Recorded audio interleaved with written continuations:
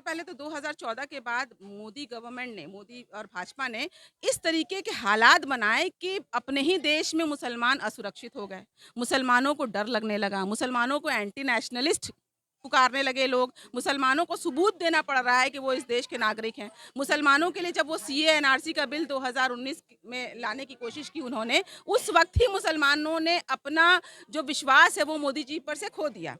ऐसे में अगर मोदी जी वक़्फ़ को लेकर बातें करते हैं कि ये मुसलमानों के भलाई के लिए है, मुसलमान के महिलाओं के भलाई के लिए, तो ये सरासर झूठ है। क्योंकि अब तक जितने भी वादे मोदी जी ने किए हैं, वो नोटबंदी को लेकर हो, एज़ इन जनरल अगर नोटबंदी को लेकर हो, या बात हो जीएसटी को लेकर, या बात हो जब लॉकडाउन किया था उन्होंने, कोई भी वादे पर खरे नहीं उतरे। यहाँ तक कि वैक्सीन भी गलत लगवा दी ताकि लोगों की जान जा रही है। तो ऐसे में अगर वक़्फ़ को लेकर बातें होती हैं, तो इसमें सरासर हमें लगता है कि ये वक़्फ़ की जो करोड़ों की संपत्ति है, जो मुसलमानों के पूर्वजों ने दान किया था, ताकि जो आने वाली पीढ़ी है, नस्ल है, वो मुसलमानों को मदरसे के रूप में, मस्जिदों के रूप में, यतीम खानों के रूप में, अस्पताल, स्कूलों के रूप में जो बन सके, उसको लेकर आज मोदी जी ने कई ऐसे लॉ लगाए हैं, इफ एंड बट लगाया है। उनका कहना है कि 11 जन की कमेटी होगी, उसमें नॉन मुस्लिम्स को उन्होंने वो भरेंगे। आप एक बात बताइए कि तिरुपति मंदिर या जितने भी राम मंदिर, ये क्या उनमें क्या कोई मुसलमानों की कमेटी बनी है? अगर नहीं, तो इसका जवाब ये दीजिए कि फिर आप मुसलमानों के द्वारा दान की हुई प्रॉपर्टी मुसलमानों के लिए, उसमें आप क्यों इफ एंड बट लगा रहे हैं? दूसरी बात है पीएम केयर फंड, अगर पीएम केयर फंड के लिए हम आरटीआई नहीं कर सकते, हम उसके बारे में जानकारी नहीं दे सकते, सरकार का साफ-साफ कहना है कि वो सरकारी फंड नहीं है, उसका कोई हिसाब नहीं दिया जाएगा। तो जब पीएम केयर फंड का घोटाला कर दिया उन्होंने, तो वक्फ बोर्ड के प्रॉपर्टी का घोटाला करने में कितना टाइम लगेगा? दूसरी बात है, वो सीधे-सीधे सारा जो मसला है वो मजिस्ट्रेट को दे देना चाहते हैं, कलेक्टर को दे देना चाहते हैं। यानी अब वक्फ की प्रॉपर्टी पर मुसलमानों का हक नहीं होगा, बल्कि कलेक्टर का होगा, जो कलेक्टर सीधे-सीधे मजिस्ट्रेट का होगा, जो सीधे-सीधे बीजेपी के हाथ की पपट है। तो ये बताइए कि ये सारा जो प्रॉपर्टी मुसलमानों के भलाई के लिए, ऑलरेडी मुसलमानों में काफ़ी गुर्बत है, इलिटरेसी है, तालीम की कमी है। अगर इस पे भी अगर मुसलमानों के प्रॉपर्टी को ज़ब्त कर लेगी मोदी गवर्नमेंट, तो इसमें ज़ाहिर-सी बात है पूरे के तरीके से मुसलमानों को कमज़ोर करने का ये एक षड्यंत्र है। अगर मुसलमानों के लिए उन्होंने 10 सालों में कुछ सोचा होता, तो शायद हम लोग उनके ऊपर भरोसा बनाते, लेकिन उन्होंने अपना भरोसा खो दिया है।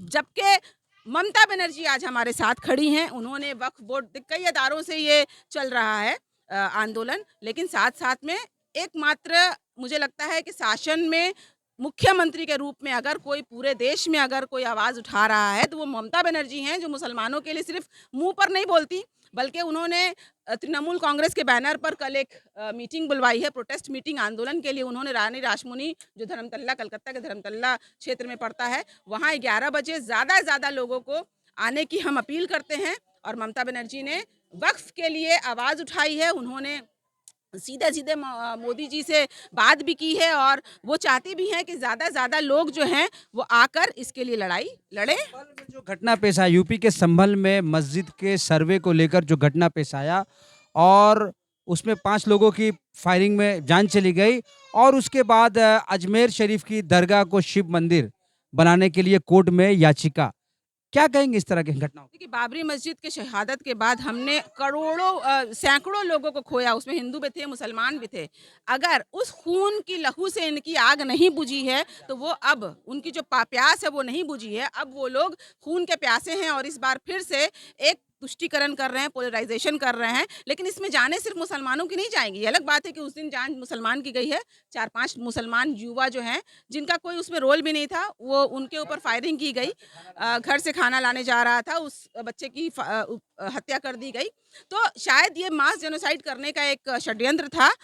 किसी भी हाल में कुछ हद तक रुक गया, लेकिन आने वाले समय में ये होता जा रहा है। ज्ञानवापी मस्जिद, कभी ये कहते हैं कि ताजमहल हमारा है, कभी कहते हैं कुतुब मीनार हमारा है, कभी कहते हैं कि ये अजमेर, अब जो है उनकी नज़र अजमेर पर है। तो ये सारी बातें करने से क्या हो रहा है? इससे वो मुसलमानों के पेशेंस को वो लोग टेस्ट कर रहे हैं कि मुसलमान कब तक पेशेंट रहेगा। मुसलमान कुछ तो भड़क भड़क के एंटी नेशनल काम करेगा, और उसके बाद वही मुसलमानों को जेल में भरेंगे, वही मुसलमानों पे गोली चलाएंगे। तो ये साजिश है मुसलमानों को दबाने की, तोड़ने की, हटाने की, मिटाने की। लेकिन हमारा जो वजूद है वो बड़े बड़े फिरौन नहीं मिटा पाए, तो ये क्या मिटा पाएंगे भाई? ये लोग जो है 10 साल के शासन में ये क्या मिटा पाएँगे? हमारे वजूद को, इनका वजूद तो खुद मिटता नज़र आ रहा है। 400 पार कहा था ना सांसद में, इतना ज़्यादा सांसद के चुनाव में, लेकिन आज 200 पार नहीं कर पाए और इस बार 2029 में मुझे उम्मीद है कि वो 50 पार नहीं कर पाएँगे। तो घमंड बड़ों-बड़ों का चला गया। इस्लाम था, इस्लाम है और इस्लाम ज़िंदगी भर रहेगा, भले इनकी वजूद जो है वो मिट जाएगी।